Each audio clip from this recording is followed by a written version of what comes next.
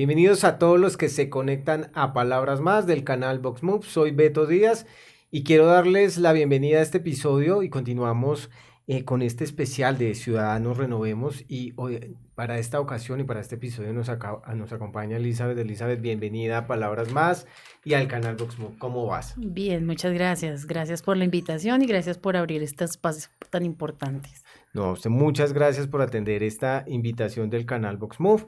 Y bueno, yo quisiera empezando pues este episodio, Elizabeth, que nos contaras quién es Elizabeth, cómo llega, digamos, a esto de Renovemos Ciudadanos, por qué termina metida y cuál es digamos, lo que lo motivó o lo que la motivó, digamos, para postularse al Congreso de la República. Bueno, soy ingeniera civil de profesión Ujú. y en medio del desarrollo de mi carrera he trabajado durante muchos años con sector de propiedad horizontal. Entonces, pues, es decir, he trabajado desde la construcción de la vivienda como tal y la administración y la regulación del sector de la propiedad horizontal. En medio de estos trabajos, pues tuve la oportunidad de trabajar mucho con comunidades y sobre todo porque generalmente se asocia que la propiedad horizontal es lo residencial, el vivir en un conjunto o en un edificio, pero propiedad horizontal realmente va más allá. Propiedad horizontal abarca no solo lo residencial, sino también lo comercial, centros comerciales, lo mixto donde hay vivienda y comercio, pero también hay unas modalidades especiales de propiedad horizontal que generalmente están olvidadas porque no están contempladas dentro de la ley 675, que es la del régimen de propiedad horizontal. Entonces nos encontramos con problemas con, por ejemplo, regímenes de propiedad horizontal que son, por decirte algo, cementerios, tenemos parques industriales, zonas francas, terminales de transportes y una muy especial que son los reasentamientos indígenas. ¿Sí? Todos ellos se constituyen en propiedad horizontal, pero nunca se asocian ni se tienen en cuenta a la hora de las decisiones. Entonces, en medio de este trabajo que hice con las comunidades, me di cuenta que existen muchas dolencias porque las propiedades horizontales, hablemos solo de la residencial, por no hablar de Ujú. las otras, son un micropaís. Cada conjunto tiene sus problemas, Es un mundo. es un mundo independiente donde tú encuentras de todas las problemáticas. Encuentras desde microtráfico, hay algunos incluso en vivienda turística donde tienes turismo sexual, trata de personas, problemas de adultos mayores, tema de mascotas, tema de ruidos, temas de convivencia, temas de presupuestos. Es decir, esto es un entorno tan diverso que abarca tantos temas en una pequeña unidad residencial. Entonces, en medio de esto también empecé a trabajar por las comunidades y al punto que terminé siendo coautora de un proyecto de ley que crea la ley del administrador de propiedad horizontal. El problema fue que cuando yo llego al Congreso a tocar puertas, porque pues como tú no estás ahí metido, tienes que llegar a golpear puertas a ver quién te Ujú. escucha, es dificilísimo que te escuchen cuando no estás adentro. Y hay unas necesidades muy grandes del sector. Eso hizo que dijera sí al proyecto de Ciudadanos Renovemos y decir sí, voy a representar la propiedad horizontal, sí, voy a trabajar por el respeto a la propiedad horizontal, porque generalmente es un sector que es usado por la política tradicional en época electoral. Nos buscan, como saben que somos la famosa cifra del 70%. Siempre la única cifra que se sabe en política es que propiedad horizontal es el 70% de la población. Sí, somos el 70%, pero precisamente por eso movemos tanto la economía del país que yo creo y considero que debemos ser un sector importante en las tomas de las ¿Y decisiones. qué tanto, digamos, y voy allá, qué tanto en las tomas de decisiones, Elizabeth, digamos, los políticos hoy tienen, digamos, pendiente a la ciudadanía para construir, digamos, no solo temas de propiedad horizontal, sino también proyectos, digamos, en este caso, siendo usted ingeniera civil, ¿cómo ve, digamos, esa dinámica donde se tiene en cuenta, digamos, sí se está teniendo en cuenta a la ciudadanía para la construcción de, digamos, las avenidas, digamos, de los edificios, bueno, en fin, etcétera, todo ese mundo que usted habla, ¿qué tanto se está teniendo en cuenta la ciudadanía para construir con ellos, digamos, la ciudad como tal? Muy poco, yo diría que casi nada realmente. Uno de los grandes problemas es que la mayoría de leyes se escriben detrás de un escritorio, no se Ujú. va a territorio, no se habla con la comunidad, no se entienden las necesidades del mismo ciudadano. Entonces terminan habiendo leyes, perdón, terminan habiendo leyes, por ejemplo, como la ley de ruido, que si bien es buena, Ujú. pues a la hora de venir a aplicarla, tiene unas complejidades que llegan las copropiedades y no saben cómo aplicarla porque no se tuvo en cuenta su necesidad.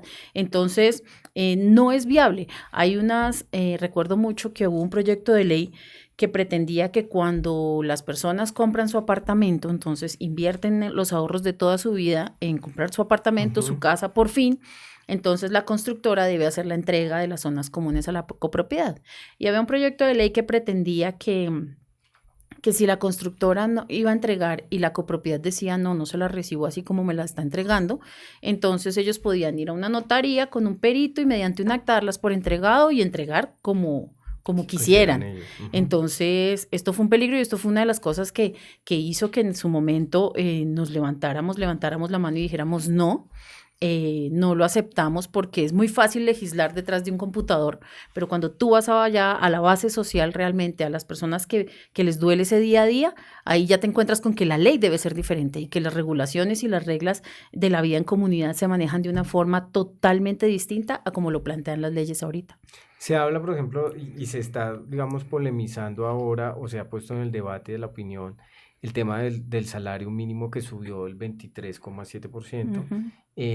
Y precisamente todo esto de los conjuntos, todo este tema, le pide el presidente Petro bueno, a los conjuntos, a los administradores que no le suban esa cantidad a la, digamos, a la administración que va a pagar la persona.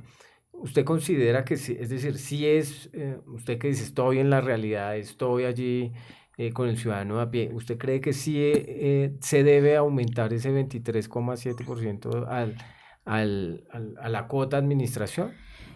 Los aumentos a la cuota administración, si bien es cierto que hay cosas como por ejemplo la vigilancia, el aseo, los mantenimientos, están indexados al salario mínimo, Ujú. hay otros costos que realmente algunos suben con otras dinámicas, el IPC, la inflación, ¿sí? Lo que realmente se debe hacer en propiedad horizontal, sí obviamente nos va a subir porque es un porcentaje altísimo, pero lo que se debe hacer en propiedad horizontal es generar el presupuesto de la copropiedad. El régimen de propiedad horizontal lo que dice es que los conjuntos, los edificios, las copropiedades deben establecer el presupuesto que necesita cada una para operar. Y para eso hay unos costos que son obligatorios, como ese, la vigilancia, el aseo, otros que son necesarios y otros que son convenientes. Entonces, pueda que de pronto yo ya tenga que prescindir, si es por un tema de presupuesto, tenga que prescindir de no poner el ramo de flores a la entrada en la portería, en la Ujú. recepción. ¿Por qué? Porque me afectaría demasiado el presupuesto. Es decir, debe haber un consenso en la asamblea para poder armar ese presupuesto con estos nuevos incrementos que el gobierno hizo. Obviamente sí va a afectar y eso va a modificar, pero realmente es la asamblea la que debe establecer el presupuesto que necesita el edificio para operar o el conjunto para operar y con base en ello, ahí sí ya se determina al dividir entre todos por los coeficientes cuánto es el valor de la cuota de administración. Pero obviamente que decir que se va a aumentar el 23,7% automáticamente porque subió el salario mínimo, no, pero sí afecta muchísimo, o sea, sí va a hacer que Es eso decir, suba.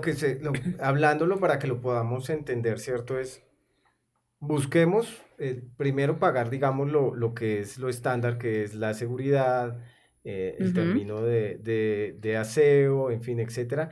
Y luego de eso mirar, digamos, los adicionales, que son, por ejemplo, los ramos, en fin, ujú. etcétera, digamos, el embellecimiento de alguna manera del conjunto. Pero entonces lo que dice el presidente Gustavo Petro sí lo podrían llegar a hacer, es decir, que no suban hasta el 20, bueno, todo lo que subió el salario mínimo, es No, decir, sí va a subir. Digamos pero no que toda esa cantidad que...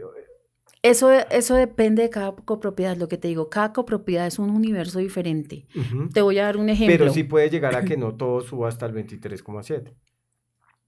Incluso puede ser más. Puede ser Podría ser incluso más, claro. ¿Y Por eso eso, es legal? claro, sí, porque es que depende de las necesidades de cada propiedad horizontal. Te voy a dar un ejemplo.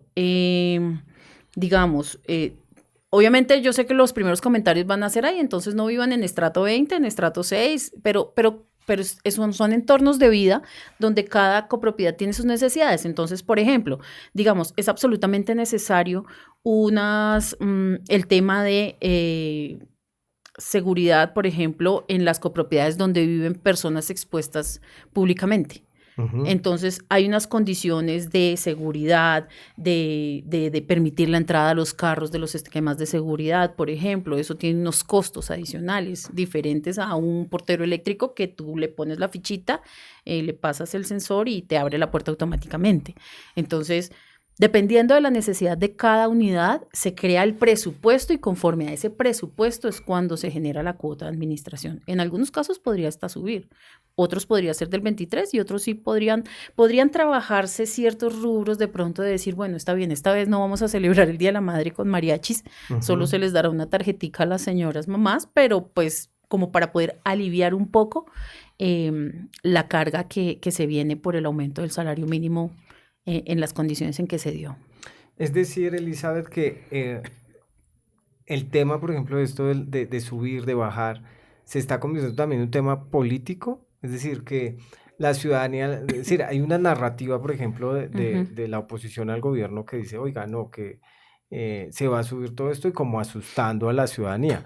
Pero por el otro lado, la narrativa es, no, pero es que esto puede subir si así lo dispone cada conjunto o cada, bueno, junta, me imagino que hay ahí dentro de cada conjunto, eso ya depende de cada mundo y cada universo. Es decir, que se está usando esto también como un mundo, es decir, como asustando a la ciudadanía de que si no es así, es decir, que sí o sí van a subir eso, pero tampoco tiene que ser todo eso. No, yo no diría tanto que se esté asustando a la ciudadanía, sino que el ciudadano de a pie realmente ya está viendo los efectos que está generando esta decisión en su bolsillo, en el día a día, porque no solamente suben las cuotas de administración, en otros casos subió el arriendo, en otros sube el transporte, ahorita sube el Transmilenio. Entonces, sí se ven los efectos en muchos ámbitos. Particularmente la propiedad horizontal se ve afectada. ¿Por qué? Porque aparte de que sube el salario mínimo, ahorita nos reduce la jornada laboral, las 2 horas que se nos reducen en la jornada laboral. Entonces son cambios importantes, ¿sí? En una economía basada principalmente en temas de mano de obra y de personas por nómina que ganan el salario mínimo, generalmente. ¿Cuál debería ser entonces, digamos, la manera? ¿Deberíamos volver a lo que estábamos? ¿O usted cree que ha sido asertivo el gobierno en ese tipo de políticas, como de regresar a, digamos, que la gente trabaje no las 48, sino vamos a llegar a un estándar de 40, de que se suba de esta manera el salario mínimo, de que nos devolvamos a las horas extras? ¿Usted cree que veníamos mejor como estábamos antes en esas condiciones laborales? ¿O prefiere seguir, es decir, continuar con lo que se viene haciendo de este gobierno? Más que definir si antes estábamos bien y ahora estamos mal, porque digamos, no, para no caer en la narrativa de los anteriores sí fueron buenos y este es malo o al revés. Realmente el llamado que he hecho siempre en todos los comentarios que he hecho y en los videos que he hecho en mis redes sociales es, hay que tomar decisiones, pero decisiones realmente basadas en estudios técnicos, ¿sí? Si el estudio técnico te vota que es necesario subir el salario X cantidad por encima de lo que uno espera como empresario o persona que se pudiera afectar, es diferente, pero hay un sustento técnico. Pero no podemos mentirnos de que esta fue una decisión más a dedo que basado en sustentos técnicos. Esto fue pues aprovechando este tema coyuntural de la emergencia económica y todo este tema. En lo personal considero que fue una medida un poco más improvisada. Entonces, independientemente de si antes o después estábamos mejor o no, sí considero que las decisiones tienen que tomarse teniendo en cuenta realmente la realidad de vida de los ciudadanos. Digamos, desde su formación como ingeniera civil, ¿cierto? Uno ve, por ejemplo, muchas obras en Bogotá, se vienen adelantando este tipo de obras, pero uno ve un poco alejado a los congresistas de lo que está sucediendo con Bogotá. Digamos, vemos más a los concejales, seguramente tienen un poco más de visibilidad, o seguramente también porque los congresistas cuando llegan o los representantes a la Cámara por Bogotá, digamos como que se direccionan más a los temas nacionales y dejan un poco el tema de Bogotá Y si usted mira, por ejemplo, en el metro, pues no sé, tan solo Carolina Arbeláez hizo un debate de control político. ¿Qué cambiaría si usted llega al Congreso de la República? ¿Qué empezaría a ser distinto para poner a Bogotá en esos escenarios del Congreso? Una de las cosas que yo tengo claro y es que cuando llegue al Congreso, lo primero que se va a hacer, digamos, una de las cosas que se van a hacer diferentes es que las leyes no se van a generar detrás de un computador, sino que para cada ley o para cada decreto o para cada proyecto que se vaya a presentar se va a tener en cuenta la voz de la comunidad.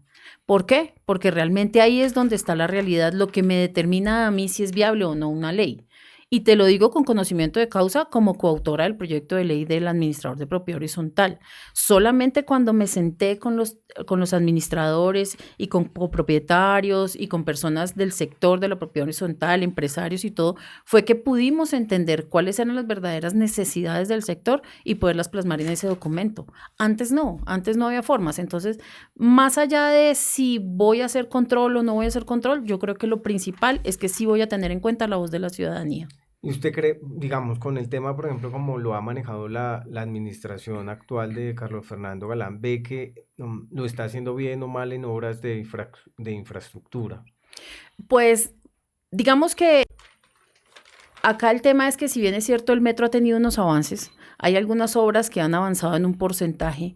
Considero que el alcalde Carlos Fernando Galán, que ha sido muy enfático con este tema del metro, mm, ha descuidado otras áreas de Bogotá, ¿sí? Es decir, La seguridad. exacto, está el tema de seguridad, está el tema de la informalidad del empleo, el tema de vivienda. Hay temas del plan de desarrollo que el Consejo aprobó al inicio de su periodo que a estas alturas ni siquiera se han tocado. Dos de ellas, por ejemplo, que afectan directamente a la propiedad horizontal, que es mi sector, que es el Registro Único de Administradores y las políticas públicas en propiedad horizontal. ¿Y por De qué no eso avanza? no se ha hecho nada. Fue un sector que se descuidó. Actualmente, por ejemplo, hay unas instancias de participación que se manejan con el IDEPAC, Ujú. ¿sí? Sí, el EDPAC es Que el que hace, agrupa exacto, todas las juntas de acción y están comunal. los consejos locales de propiedad horizontal, pero realmente no hay trabajo en territorio.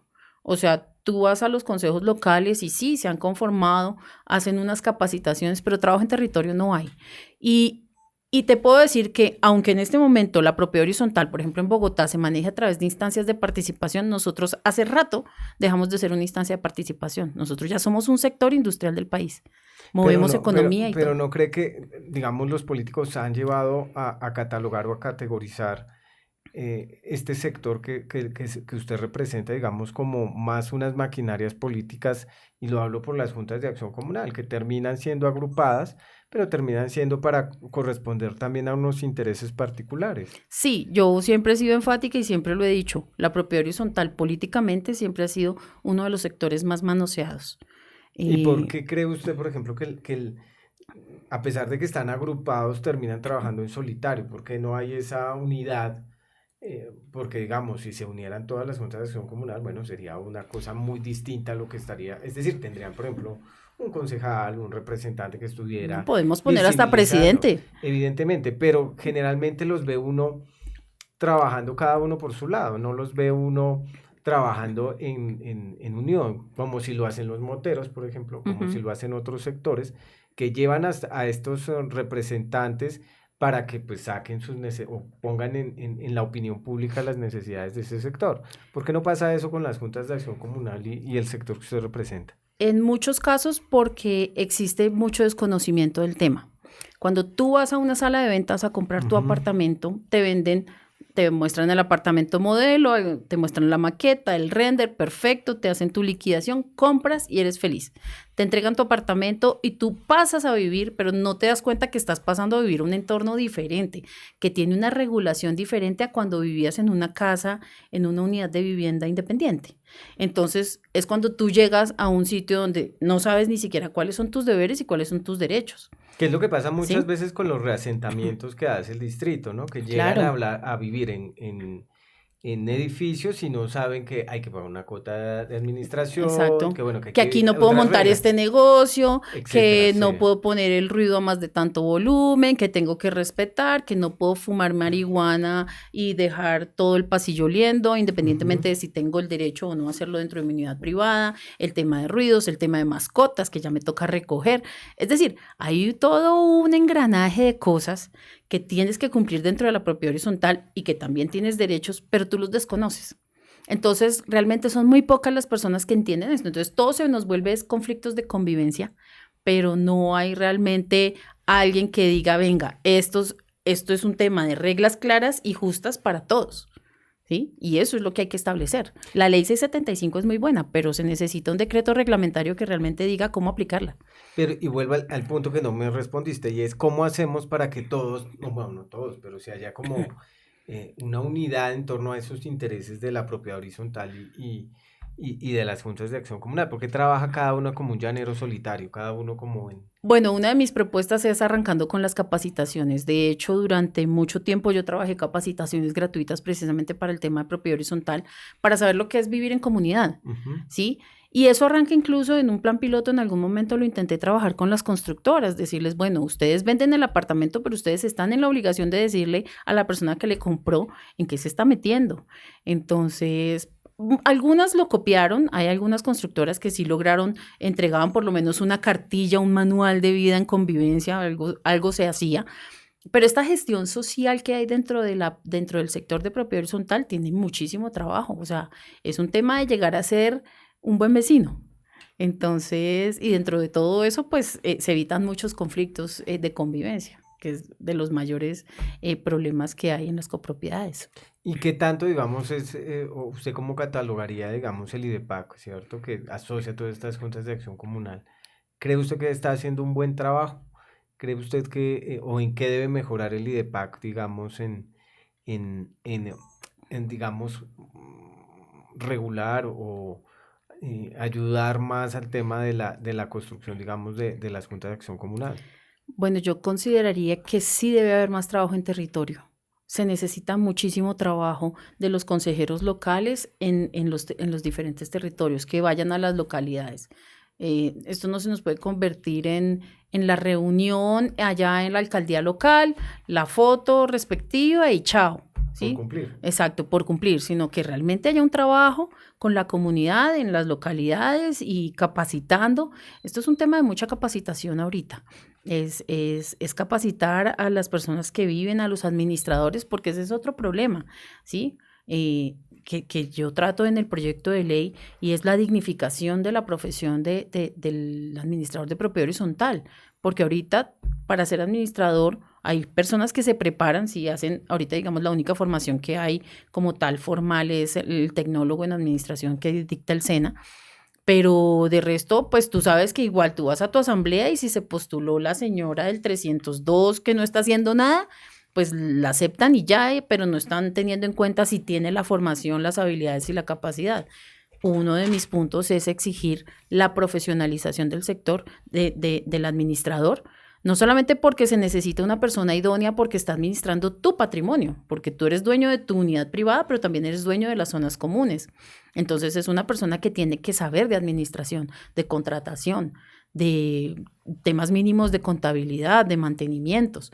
Entonces sí deben haber unas capacidades mínimas y eso también dignifica al administrador, porque hay muchísimos maltratados precisamente por copropietarios que creen que es el trompito de poner y a estas alturas tenemos una cifra importante de víctimas, administradores que han sido víctimas en medio de la ejecución y de su actividad como administradores. ¿Cómo se enlaza esto con Ciudadanos Renovemos? ¿Y qué tanto de este planteamiento que usted está haciendo, digamos, acoge el candidato presidencial, en este caso de ustedes, que es Juan Carlos Pinzón? Bueno, digamos que Ciudadanos Renovemos, pues como ya tú has escuchado, nace de una necesidad de renovar la forma como se hacen las cosas en Bogotá. Y precisamente eso necesita el sector de la propiedad horizontal. No podemos seguir haciendo lo mismo porque caemos en el mismo error siempre. Ujú. Hay que hacer cosas diferentes. Hay que renovar la forma como se vive la vida en conjunto y hay que renovar la forma como se establecen las reglas en comunidad. Y en esto el candidato Juan Carlos Pinzón, el doctor Pinzón, sí ha sido muy enfático. En algunas ocasiones me he reunido con él, sobre todo en temas de las copropiedades que tienen problemas de microtráfico al interior de ellas, en algunas otras, como te decía yo, hasta trata de personas. Entonces, él ha sido muy enfático con el tema de la seguridad y con el tema de apoyar este tipo de políticas donde va a endurecer mucho digamos, como los castigos y las regulaciones para que este tipo de cosas no sucedan dentro de las copropiedades. ¿Y cómo se hace, por ejemplo, cuando regulamos, digamos, en el contexto de las localidades, lo que realmente, digamos, trabajan estos grupos delincuenciales, digamos, las disidencias de las FARC, el ELN, los paisas, bueno, todas estas bandas que operan a nivel local en Bogotá, digamos, cómo lograr realmente que haya una política cuando el microtráfico es un negocio, evidentemente, y muchas veces hay gobiernos que apoyan, digamos, fue la excusa que usó el presidente Trump, ¿cierto? Diciendo que Nicolás Maduro hacía parte de una red de narcotráfico internacional.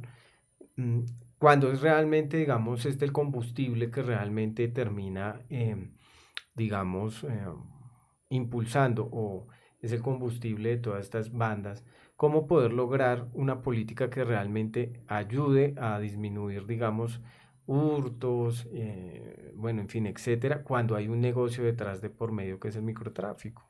Pues mira, esto es un tema conjunto no solamente de gobierno nacional, sino también de el tema de administración distrital y ya también de las copropiedades, porque si tú miras, cuando hay un hurto en la ciudad, eh, uno de los más grandes apoyos que tiene la Policía Nacional son las cámaras de vigilancia Ujú. de las mismas Claro copropiedades. que sí. Entonces, esto debe ser un trabajo integrado entre todos, porque digamos que el ciudadano debe ser consciente que sí, claro, yo voy a dar un ejemplo, yo puedo estar con mi carrito de alta gama dentro de mi copropiedad y ahí estoy tranquila, sí, pero tan pronto cruzo la portería con mi carrito, pues afuera me están esperando y me roban mi carro.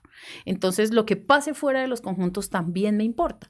Y eso es una de las cosas que yo he estado proponiendo y es que hay que integrar no solamente lo interno, las políticas internas, Ujú. sino también lo que pasa afuera, es decir, comunidad con copropiedades, ¿sí? La parte comunal con la parte de copropiedades, porque generalmente si tú vas a los barrios y hablan de los que viven en los conjuntos, se tiende a pensar como si fueran una élite. O sea, los de las casas de acá hablan de los que viven allá en el conjunto como si fueran una élite, como si fueran del otro mundo, pues unos seres superiores o algo así. Entonces, hay que cambiar ese concepto. O sea, todos tenemos una forma de vida. Algunos vivimos en copropiedades, otros vivimos en unidades de vivienda específicas, pero todos hacemos parte de un ecosistema y tenemos que colaborarnos. Entonces, sí hace parte de políticas conjuntas nacionales, distritales y las internas en lo comunal. Cuando llegue, digamos, si usted llega a ser representante de la Cámara por Bogotá, ¿cuál va a ser el primer proyecto de ley que va a presentar el 20 de julio, bueno, en esos días posteriores? Tengo un montón. Primero que todo, tengo que mirar qué ha pasado con la ley del administrador de propiedad horizontal, que se necesita, no solamente por la dignificación de la profesión, sino porque se necesitan políticas de IBC, de inspección, vigilancia y control. Ujú. Porque en este momento incluso hay también administradores que se llevan la plata de los conjuntos y el conjunto no sabe qué hacer. O sea, hay de todo. Entonces se necesita una política de esas. Lo siguiente es que la ley 675, si bien es cierto, es una muy buena ley que incluso ha sido replicada, tomada como ejemplo y replicada en otros países, necesita ser reglamentada, porque hay muchos vacíos que generan problemas en el interior y en el día a día. Entonces, lo segundo sería eso, el decreto reglamentario que haga y regule cómo se debe aplicar la 675 bien. Este año arrancamos, digamos, con este tema de Venezuela y la incursión para algunos captura de Maduro, para otros secuestro de Maduro, en fin, ya cada quien le da su calificativo. Ujú. Em, ¿Está usted de acuerdo en la forma en cómo incursionó el presidente Trump en Venezuela? Bueno, hay que yo no parto de pasiones, sino de los argumentos que se dan.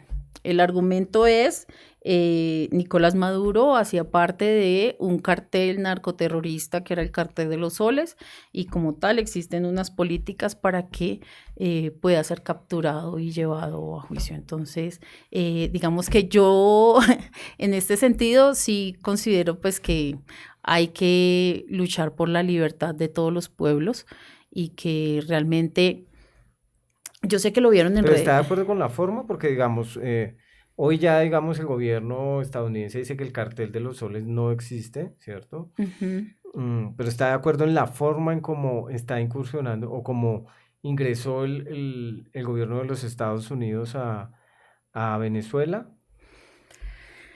A ver, yo digo que a veces hay cosas que es necesario hacer en pro del pueblo. El bien particular no puede estar por encima del bien general. Y pues, independientemente del modo, pues se logró el fin. Y yo la verdad espero que esto sea el inicio de la libertad del pueblo venezolano. O Y, sea, hay unas cosas que yo todavía no entiendo. Porque ¿Y usted apoyaría, digamos, la intervención de los Estados Unidos en Colombia? De esa manera, como lo está planteando el presidente Trump, que yo considero y igual van a creo. hablar, ¿no? Sí, Van a claro. estar. La verdad yo creo que Colombia es un país que todavía es viable democráticamente. Yo creo en las instituciones colombianas y yo creo que también los colombianos somos lo suficientemente inteligentes y buenos para no dejar caer la democracia en este país. O sea, yo creo que aquí no necesitamos en este momento intervención de nadie. Nosotros mismos vamos a hacer nuestra intervención en las urnas ahorita el 8 de marzo y después en mayo cuando hayan elecciones presidenciales. Yo creo que el pueblo todavía es soberano en eso. Entonces, no necesitamos intervención. Nosotros mismos nos autointervenimos. Bueno, Elizabeth, yo quiero agradecerle este espacio que sacó de su agenda para acompañarnos acá en el canal VoxMove, en Palabras Más, y le quiero pues que se dirija usted a las personas que en este momento nos están viendo o nos están viendo a través del canal y nos cuente cómo podemos votar por Elizabeth Parra, qué número, bueno, cómo podemos hacer quienes piensen y quienes apoyan, pues digamos, su visión y bueno, pues la invito para que haga esa invitación. Gracias. Bueno, realmente el tema es que tenemos que aprender a vivir en comunidad. Se necesitan reglas claras, reglas justas para todos y aquí lo importante es que podamos realmente entender que esto nos afecta a todos, que la propiedad horizontal no es un sector o un nicho pequeño, sino que es la vida en comunidad. Esto es un micropaís y necesita ser regulado y necesitamos trabajar por eso. Entonces los invito a que voten en Ciudadanos Renovemos, en el tarjetón de la Cámara, el primero en la esquina superior izquierda, somos el número 1, el primero, Ciudadanos Renovemos, y voten por el 112, Elizabeth Parra. Bueno, Elizabeth, muchísimas gracias. ¿Cómo son sus redes sociales? ¿Cómo Bueno, nos podemos seguir? Sí, claro. Entonces, mis redes sociales son @eliparram en X. En Instagram estoy como eliparra112 y en TikTok eliparra112 también. Bueno, Elizabeth, entonces todos invitados para que sigan a Elizabeth y a todos ustedes muchísimas gracias. Ya saben, a nosotros nos pueden seguir en @canalvoxmove, @palabras más, también pueden seguir en @Beto Díaz B. A todos muchas gracias por conectarse y nos vemos en una próxima emisión. Chao pues. Gracias.